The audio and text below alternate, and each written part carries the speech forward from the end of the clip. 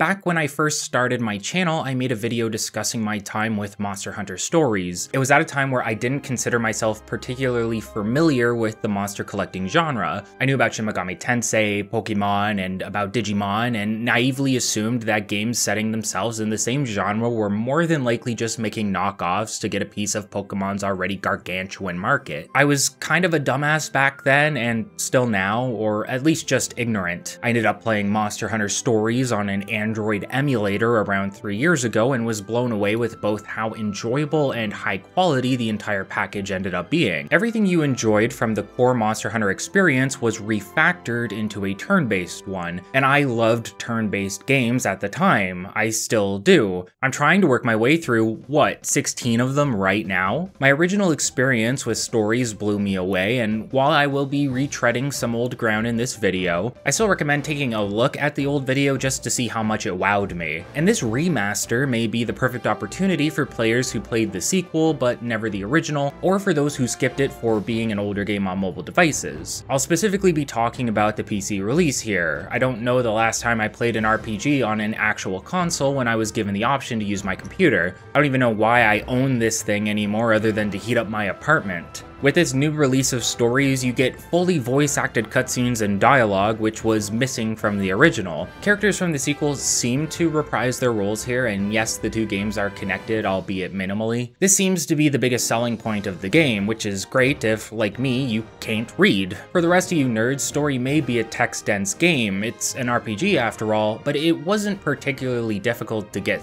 through with just text alone. That being said, as far as presentation is concerned, the voice acting adds a lot to the overall product. The webpage for Stories boasts how the game includes all of the updates this time around. These updates were released periodically on the 3DS version, and while true, it isn't something particularly noteworthy, considering the mobile release mostly did the same thing. A game you can grab for $28 Canadian over its new $40 price tag on Steam. Are these changes worth the jump in price? That's a jump of 13 whole Canadian dollars. And sorry, I only deal in loonies and toonies. I have no idea how much Americans are paying for this thing. I could Google it, I'm not going to. Overall, I'd say yeah, you're not just getting a re-release, you're getting a voice-acted storyline, a new UI updated for a console and PC experience, and most importantly, the museum mode. Just kidding, you do get a museum mode, but I'll never believe these kinds of things add actual value to the re-release of a product. That's one of those things they throw in just to make the list of additional features a little bigger. They're not fooling anybody here. Even so, for an upgraded experience with higher frame rates, the ability to play in 4K, and the inclusion of voice acting, I think the marginally higher price tag makes sense. And if it doesn't to you, there's always the Android version that I still believe is a worthwhile experience. And that's even when the Android version is technically missing some content in the Western release. Back when I made the original video, I was surprised to find out that the only Elder Dragons I could unlock were Kirin and Orochi Kirin. Now you finally have access to Kushala and Teostra, as well as other monsters like Rajang. Oddly enough, obtaining Glavenus used to be through the game's online battle system, but I believe that is no longer the case. Now there is a specific DLC board quest you complete, and that has me a bit worried. While I have beaten the game again by this point and have collected every base game monstie, yeah, they're called monsties, I haven't seen any of the collaborative content yet. You used to be able to unlock a slew of random costumes and monsties from other series, and now that seems to no longer be the case, although I still need to confirm in the post-game. It's like we traded some content for the loss of others, so it's hard to say what the definitive experience actually is. In terms of graphical changes, the models seem to be the same, although less jagged around the edges. The textures of both player armor and monsties seem to have been carefully updated for the new release. And I wish I could say the same about the environment.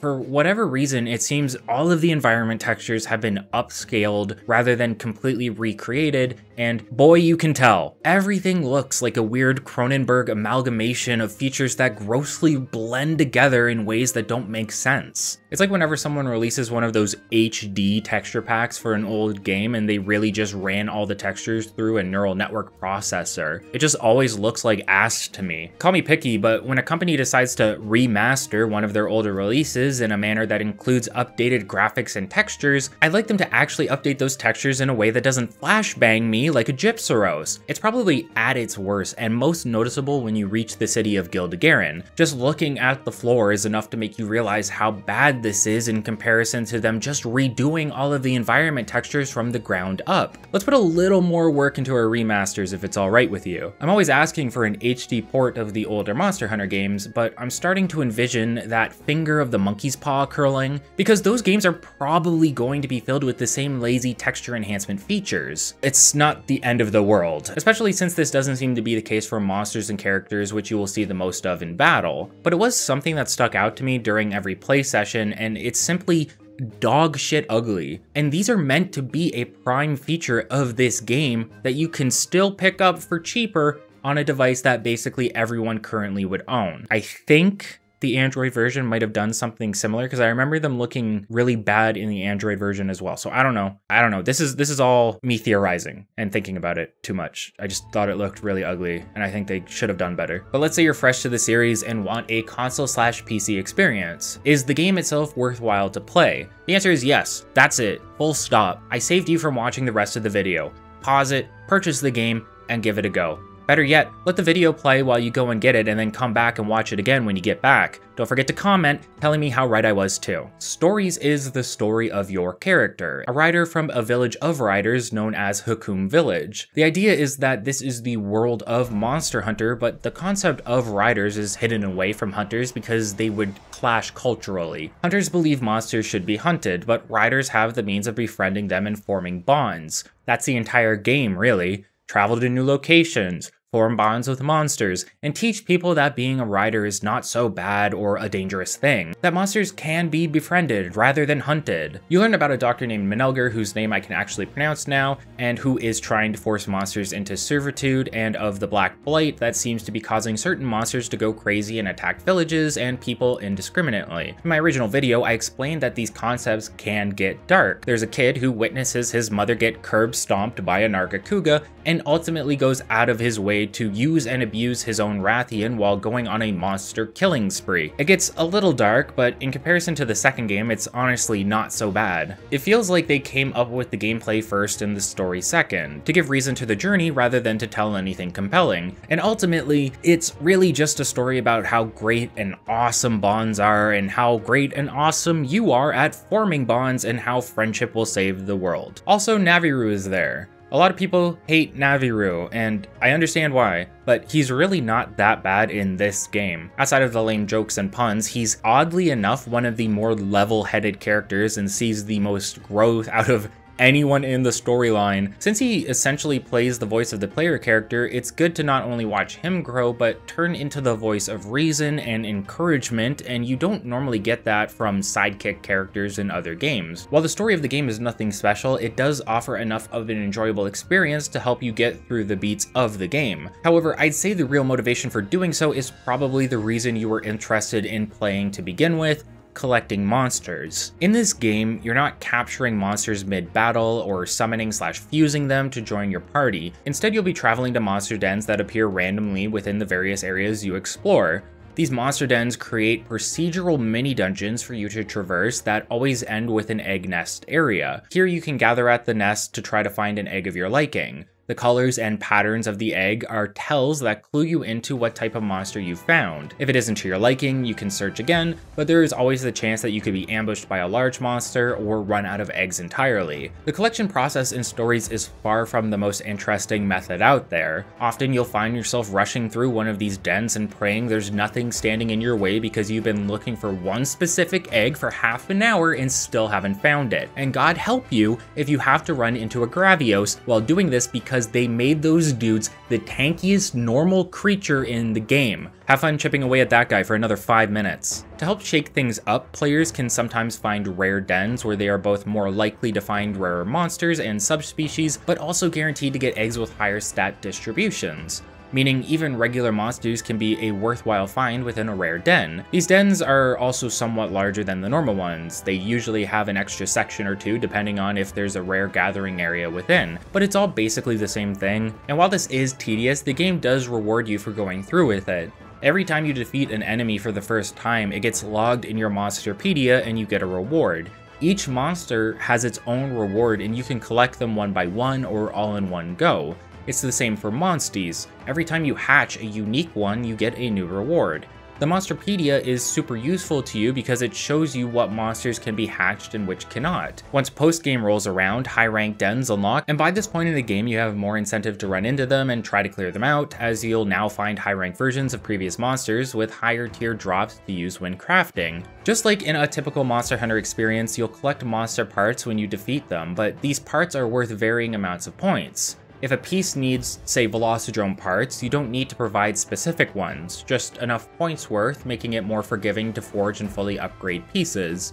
You're not going to be spending 3 months trying to get a Wyvern Stone or whatever like a certain Monster Hunter streamer I know. Unfortunately, gear is less important for the majority of the game. You can choose between a greatsword, a hammer, a hunting horn, and sword and shield, but the differences between them is negligible. It's the same for armor. You're going to care more about pure defense values over elemental resistances and armor skills until the endgame. This is something the sequel fixes, making it so different weapon types were more effective against different monsters and allowing you to swap between them mid-battle. This flattening of importance is what makes the monster dens so tedious. The battles within are tedious. Every fight in the game is the same cakewalk that you can do blind until you reach the challenging content at the end of the game, meaning you probably won't feel inclined to explore the intricacies of combat, equipment, and monster raising until you're already there. In Monster Hunter Stories, you fight alongside your party of monsties. You can swap between them once per turn, and this won't force you to miss an attack, making this super useful due to the game's RPS system. Power attacks beat technical attacks, technical beats speed, and speed beats power, and since you don't fully control your monsties in combat, being able to swap from one about to use a power attack against a speed opponent to one that would have a technical inclination can incentivize you to have a robust party setup.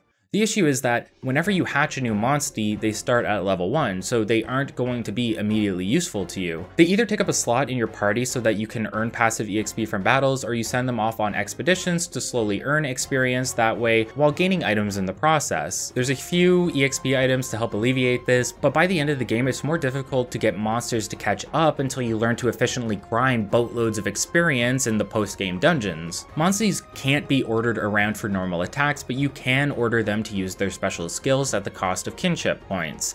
Player skills also require these. However, I often found it better to save them up in storyline battles because a full kinship gauge allows you to ride your monstie and use a devastating kinship attack, each of which has a unique animation and effect depending on the monstie. I have an old video showcasing all of the sequel game's attacks if you want some examples, as there's a lot of overlap between the two. There's a lot of little things here. Monster skills, player skills, hell, there's player combos that I always felt didn't get explained very well. Certain weapons deal extra damage based on the order of attacks you performed. If you do 2 speed attacks and then a technical attack, or if you do 3 speed attacks in a row, etc. These allow you to deal extra damage while varying your options, since the pattern of an enemy monster is hard to ascertain and sometimes illogical. You could find a speed-based monster that ends up using more technical and power attacks for no good reason. It's frustrating, and it feels like it can be hard to get a grasp of one monster's pattern even after mastering another. If you do get good at it and you use the right monsters, sometimes you guys will perform the same attack that trumps the enemies, leading to a dual attack that deals extra damage and prevents you from taking any. And so being consistently on top of these patterns can make or break a fight, at least later on. To keep things interesting, the game will randomly throw quick time events at you that have been reworked for the console experience. Mash harder than the opponent, rotate harder than the opponent, and mash a different way, harder than the opponent. Using an effective attack or winning a QTE will build you extra kinship, making it easier to ride your monstie, which ends up being the main strategy throughout the fight because riding negates all status ailments as well, or I thought it did. I think I realized it didn't when I was doing some other stuff. Hilariously, you have 6 slots in your party for monsties, but one is reserved for Ratha, your unique Rathalos companion, who doesn't even become available until far into the game. It's so absurd that I remember wondering if this obviously important monstie was somehow skippable. Combat ends up feeling really boring until it's difficult, and that's unfortunate because there are so many intricacies to it. There's a whole mechanic that allows you to sacrifice unused monsties so that you can channel their abilities in another one. Monsties have a 3x3 grid of abilities, but that grid is rarely full. By using the Rite of Channeling, you can take one ability from one monstie and place it on another. The catch is that whatever position the gene was on the sacrifice, that's the position it's going to be on the destination. This makes channeling a bit of a game. You want to find monsties with the right skills in the right spot so you aren't overwriting anything useful. And to make it more difficult and rewarding, the game has a bingo system as well.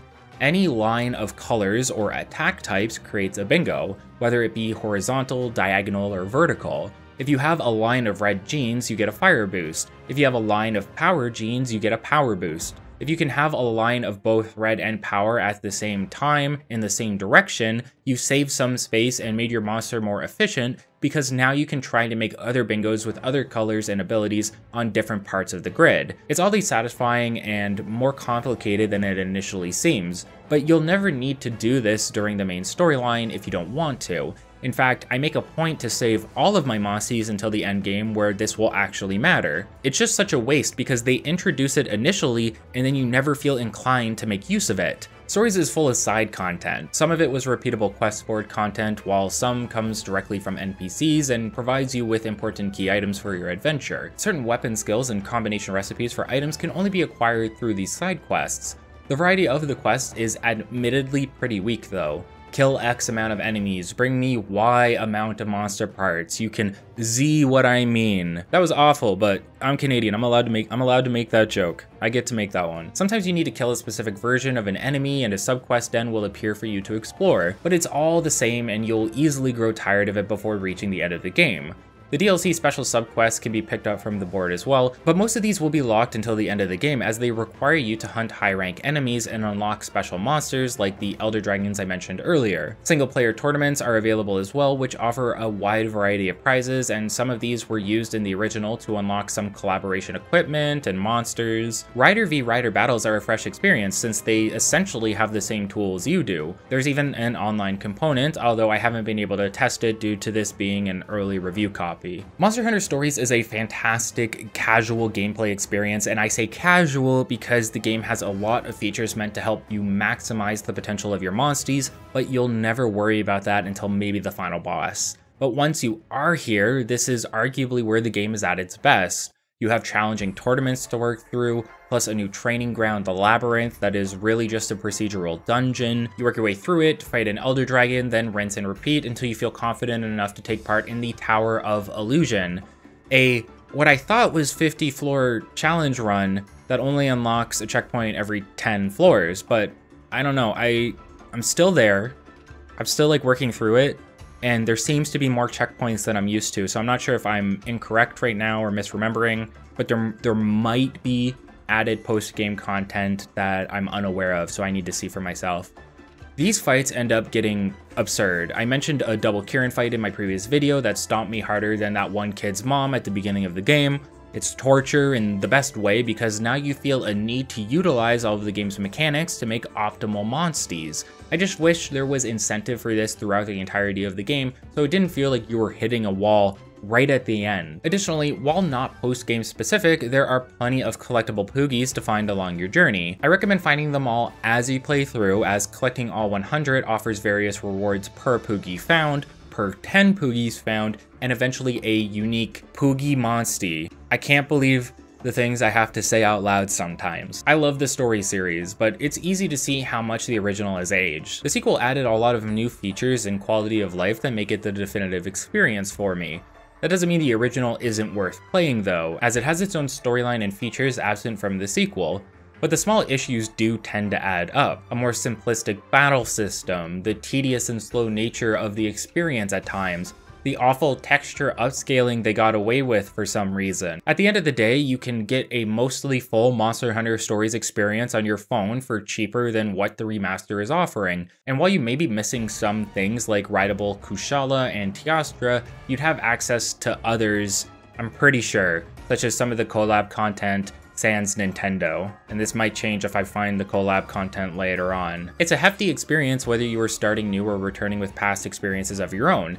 On its own, I would say Monster Hunter Stories is a worthwhile purchase for fans of the story series specifically, or fans of Monster Hunter as a whole, but there is a cheaper alternative out there for you if you want it, in the form of the mobile version. So the choice is yours. It's a humorous, childish experience at times and oddly dark at others, and if you are into the monster collecting genre, it can definitely scratch that itch for you. Plus, I need you to buy it anyway, so Capcom knows there is a market for Monster Hunter remasters. If you like this video, be sure to let me know in the comments and subscribe. If you didn't like this video, don't let me know in the comments and subscribe anyway. Thanks so much for watching, everyone, and I will see you in the next video, which should be Fallout 4's retrospective, I think. Shout out to all my high rank supporters on Patreon, and a special shout out to all of my G rank supporters, including Jessica, Gloomerous, Jordan Painter, Alid, Omar Parker, Tron, Brendan Hesse, Wooly, Ralkar, Prime XD, Ashtray, Moal Kasemi, Captain Ziba, Cyberworm, Jonathan, Strange Lee, Lude Hafumi, Rosaleo, and Mr. Janky, and a special shout out to Mr. Janky for helping me proofread the script. Thank you guys so much, and I'll see you in the next video.